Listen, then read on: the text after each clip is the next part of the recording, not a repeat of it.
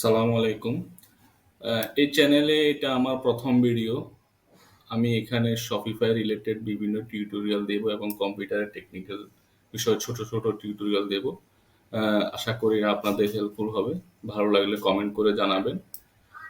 আজকে আমি যে জিনিসটা আপনাদের সাথে শেয়ার করতে যাচ্ছি সেটা হচ্ছে অনেক সময় আমরা আমাদের বায়াররা যেটা করে যে আপনি AliExpress থেকে প্রোডাক্ট আপলোড করার পরে দেখা যাচ্ছে যে কি প্রোডাক্টের ইমেজের উপরে ব্র্যান্ড লোগো দেওয়া থাকে, চাইনিজ ব্র্যান্ড লোগো গুলো দেওয়া থাকে। আসলে যারা ড্রপশিপিং বিজনেস করে তারা ম্যাক্সিমাম টাইমে চায়না থেকে প্রোডাক্টগুলা তারা লিস্ট করে, আলি এক্সপ্রেস থেকে প্রোডাক্টগুলা লিস্ট করে তাদের ওয়েবসাইটে। তো লিস্ট করার সময় দেখা যাচ্ছে এখানে চাইনিজ ব্র্যান্ডের লোগোগুলা থেকে যায়।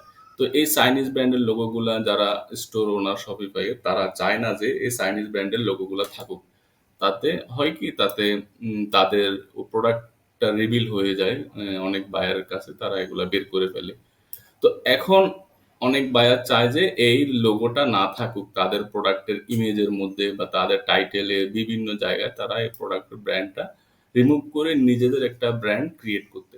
তো বায়ারদের রিকোয়ারমেন্ট থাকে এরকম যে তুমি কাজ করার সময় আমার প্রোডাক্টের ইমেজ থেকে এই লোগোটা রিমুভ করে দাও। তো এটা আসলে অনেক সময় যারা জানে না তাদের জন্য বিষয়টা জটিল হয়ে যায় যে কিভাবে এটা আমি রিমুভ করব।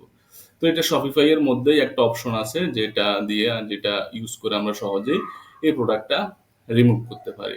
তো অনেকভাবে প্রোডাক্টটা রিমুভ করা যায়। একটা হচ্ছে যে কি প্রোডাক্টের লোগোটা রিমুভ করা যায়, একটা হচ্ছে প্রোডাক্টের ইমেজটাকে আমরা ডাউনলোড করে সেটাকে এডিট করে এই লোগোটাকে রিমুভ করে তারপরে আবার আমরা প্রোডাক্টের ইমেজটাকে আপলোড করতে পারি।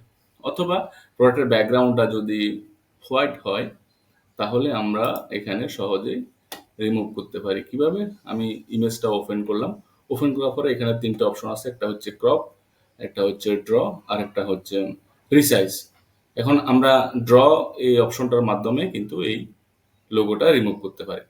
তো দেখি ড্রটা ক্লিক করার পরে আমি জাস্ট ব্রাশ সাইজটাকে একটু বড় করে দেব। বড় করার পরে এখানে কালার যেটা সেটা আমি হোয়াইট রাখবো। এরপর এখানে জাস্ট আমি মাউসটাকে ধরে লোগোটাকে রিমুভ করে দিলাম। সিম্পল, একদম সহজ একটা কাজ, কিন্তু অনেক সময় না জানার কারণে এই জিনিসটাও আমাদের কাছে জটিল মনে হয়। তারপর আমি চাইলে এটাও আমি রিমুভ করতে পারি। এটা যেহেতু একটা সিল, তো এই জন্য এটা থাকুক। আমি জাস্ট ডান করে সেভ করে দিলাম।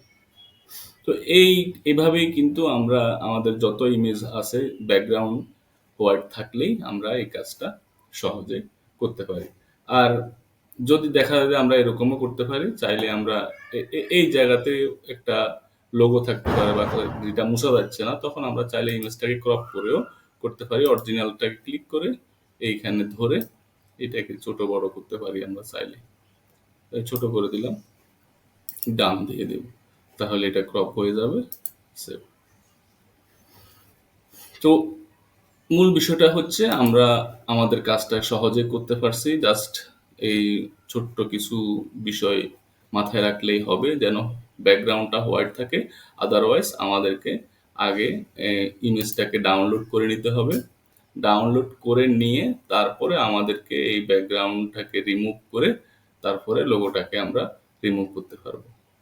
তো আজকের ভিডিও এইটুকু। জানাবেন আপনাদের মতামত, কেমন লাগছে ভিডিওটা। আর যদি উপকার হয় তাহলে সাবস্ক্রাইব করে সাথে থাকবেন পরবর্তী ভিডিওর জন্য। আজকে এইটুকু। ভালো থাকবেন। সবাইকে ধন্যবাদ। আল্লাহ হাফেজ।